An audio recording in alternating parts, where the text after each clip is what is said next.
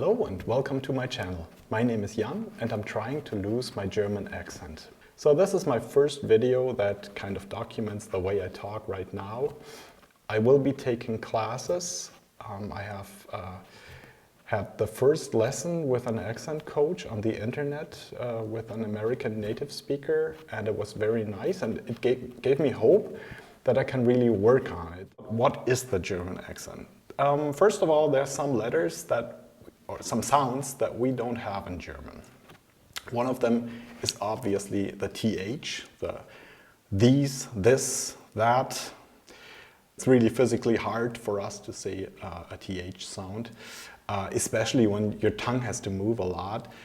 For example, the word three or clothes is very difficult, and it takes practice to do it, and I still struggle with that a lot. Then another sound we don't have is the w, as in what or where. Most Germans have learned the difference that there's a V and a W sound, like a V and a W. But some people use them interchangeably, so sometimes they say instead of very wet, they say very wet. We don't have a J, as in jungle, and our R sounds a lot different, so we have to say that in a different way.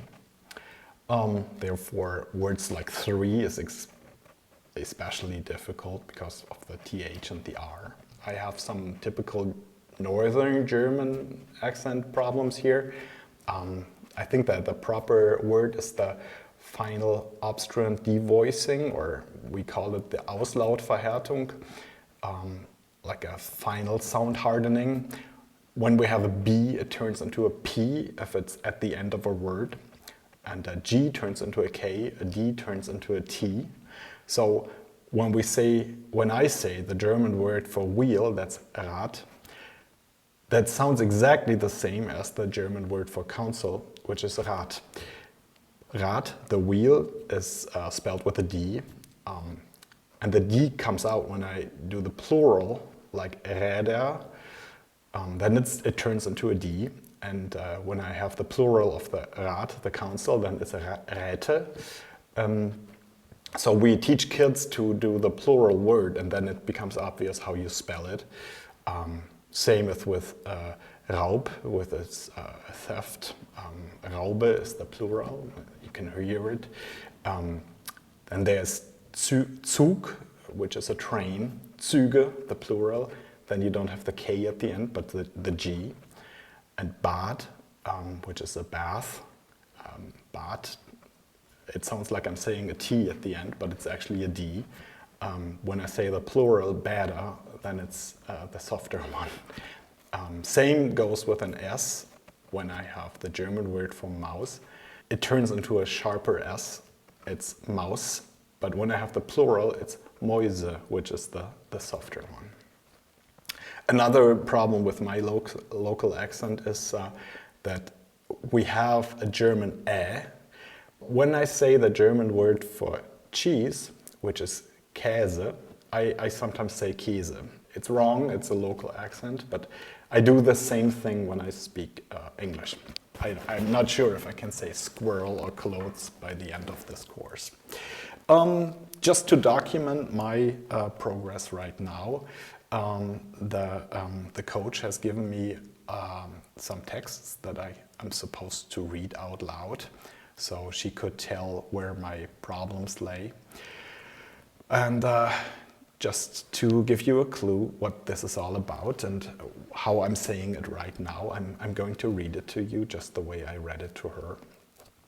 I'm doing my best here. Actually, the text doesn't make much sense. It's just because it has certain words in it, I guess, that are supposed to be said. So here I go. Karma gets a cure.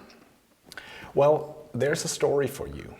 Sarah Perry was a veterinary nurse who had been working daily at an old zoo in a deserted district of the territory. So she was very happy to start a new job at a superb private practice in North Square near the Duke Street Tower. That area was much nearer for her and more to her liking. Even so, on her first morning, she felt stressed. She ate a bowl of porridge, checked herself on the mirror, and washed her face in a hurry. Then she put on a plain yellow dress and a fleece jacket, picked up her kit, and headed for work. When she got there was a woman with a goose waiting for her. The woman gave Sarah an official letter from her vet.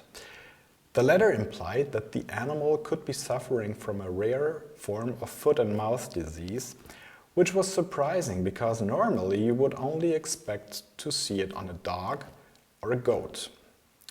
Sarah was sentimental, so this made her feel sorry for the beautiful bird. Before long, the itchy goose began to strut around the office like a lunatic, which made an unsanitary mess. The goose's owner, Mary Harrison, kept calling Karma, Karma, which Sarah thought was an odd choice for a name. Karma was strong and huge, so it would take some force to trap her. But Sarah had a different idea. First, she tried gently stroking the goose's lower back with her palm, then singing in a tune to her. Finally, she administered ether. Her efforts were not futile. In no time, the goose began to tire, so Sarah was able to hold on to Karma and gave her a relaxing bath. Once Sarah had managed to bathe the goose, she wiped her off with a cloth and laid her on her right side. Then Sarah confirmed the vet's diagnosis. Almost immediately, she remembered an effective treatment that required her to measure out a lot of medicine. Sarah warned that this course of treatment might be expensive, either 5 or 6 times the cost of penicillin. I can't imagine paying so much, but Mrs. Harrison, a millionaire lawyer, thought it was a fair price for a cure. Well, like I said, this is not supposed to make sense. It's just to document my accent right now. I read that to the coach, and she said, she gave me some hints and some exercises that I'm supposed to do to improve on this. And one thing that she made me aware of was that there's supposed to be a rhythm or a melody to it. That's one problem with the German accent, that we don't have much melody in it. And another thing that she told me was that at the end of a sentence, sometimes my voice goes up and other times my voice goes down. So I will have to learn to go down with my voice at the end of a sentence. It was really good to talk to an accent coach because I've tried to lose my German accent, but I was at a point where I can't hear. I don't hear my own German accent. Others do. And when I hear a recording of myself, then I know it's not perfect, but I can't put my finger on it and I can't really find out how to improve it. And she gave me some tips, like to open my mouth wider when I have open vowels and move my lips differently when I say a w sound. And but there were some things that where she told me how my R was off, and I couldn't really hear what I did wrong. And she said the R the way I do it, and she said that's the wrong way, and then she said it the right way. And I said it sounds exactly the same to me.